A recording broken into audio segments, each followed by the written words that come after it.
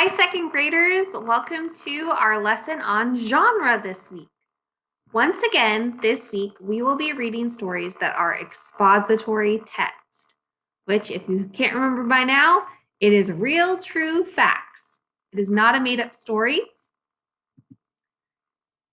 Books that are expository text give important facts or information about a topic.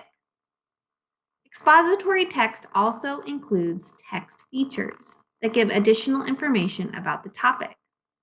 Here are some examples of text features that you might see in an expository text.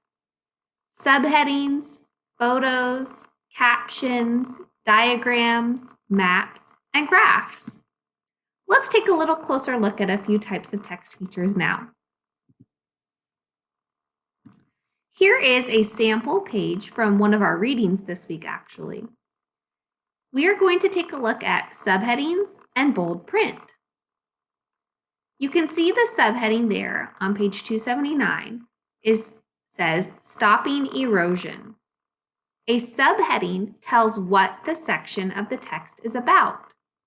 So if the subheading says Stopping Erosion, I can guess that that section or paragraph is going to be all about how people can stop erosion. You might have to read on to learn about erosion. Next, we have bold print. Bold print is when words are darker or thicker than the words around it. Words that are in bold print are important to understanding the selection. They might be specific vocabulary words that you'll need to know in order to understand what the author is telling you. So in our stories this week, you might find subheadings and bold print. So now you will know what they are and what kind of information you can learn from them. We are now going to work in page 167 in your Turn practice book. So I would like you to pause this video and go turn to page 167 now and press play when you're ready to continue.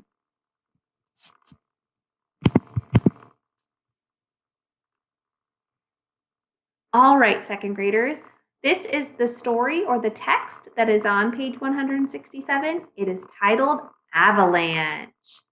I would like you to follow along as I read aloud, which means I would like you to have your eyes on your paper or on the screen if you can read it, and follow along with each word as I read aloud. Avalanche. An avalanche is a snowslide. High on a mountain, a big chunk of snow breaks loose. This snow slides down the slope, moving fast. It piles up at the bottom of the mountain. And you can see there is a drawing there of an avalanche. You can see the clouds of snow moving down the mountain. Let's move on to our questions about the text. Our first question asks, how do you know this is expository text? Second graders, do you remember the two things that expository text must have? Let's look at our text. An expository text gives facts or information about a topic. Did this give us facts or information about a topic? Yes, it did. It gave us information about avalanches. Okay, did this text also have text features? Take a look. I see bold print. Avalanche, chunk, and slope are bolded words, which is a type of text feature. There is also a picture to go along with it as well. So that is how we know this is an expository text. Not only does it give information about avalanches, it also has text features. So I need to turn that into a complete sentence. And second graders, please make sure you are writing in complete sentences, starting with a capital letter and ending with a period. For number 1, we can say, I know it is expository because it gives information about avalanches and has text features. Press pause as you write in your answer and press play when you're ready to continue. Number 2. Why are the words avalanche, chunk, and slope in bold print? Second graders, I remember when I was showing you the example page with bold print. Do you remember why an author might use bold print? Yeah, they want the reader to see those words quickly and understand that they are important in understanding the text. Okay, so those are 3 words that I should know in order to follow and understand the text. So the author actually gives us definitions and ideas about what each of these words mean. Take a look at the first sentence. The first sentence says, an avalanche is a snow slide. Avalanche is in bold print. I need to know what an avalanche is. Well, the author just told me it is a snow slide. So often bold words are important words to know in order to understand the story. So in my sentence, my complete sentence with a capital letter and a period, I said, those words are in bold print because they are important in understanding the story.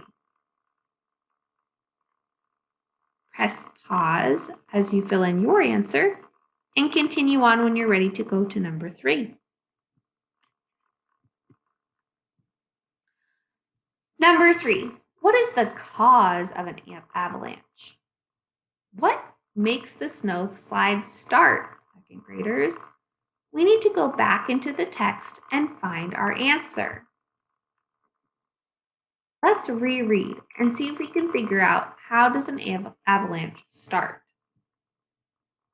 An avalanche is a snow slide. High on a mountain, a big chunk of snow breaks loose. The snow slides down the slope, moving fast. Okay, what was the first action that happened to cause an avalanche? What happens high up on the mountain? You got it. A big chunk of snow breaks loose. That's the cause, or that's what causes the snow slide, is that big chunk of snow breaking loose at the top of the mountain. You can see we have circled it there to highlight and show we have found our answer in the text.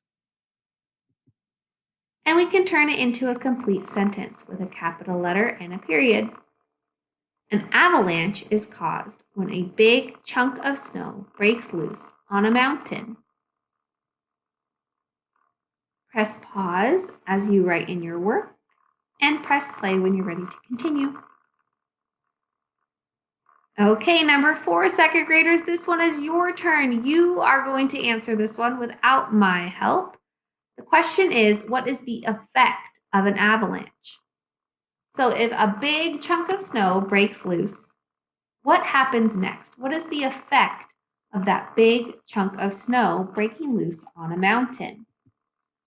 You can go back and look in the text and see what happens next after the chunk of snow breaks loose. It says, this snow slides down the slope, moving fast. And what happens to all that snow, that big chunk of snow at the end? What is the effect? It piles up at the bottom of the mountain. Okay, second graders, I want you to take it from here and fill in your answer to number 4. What is the effect of an avalanche? Using the information from the text. Please make sure you write in complete sentences using capital letters and punctuation at the end. Once you have finished, you will take a picture of page 167 and put it in the green box. If you cannot remember how to insert a photo, listen up. You will first click on Insert, then you will click on Image, then you will click on Camera. All right, second graders, if you do not know how to do that, please reach out to Ms. Shannon or your teacher, and we can go over it with you again. Good luck, and can't wait to hear what you said was the effect of an avalanche.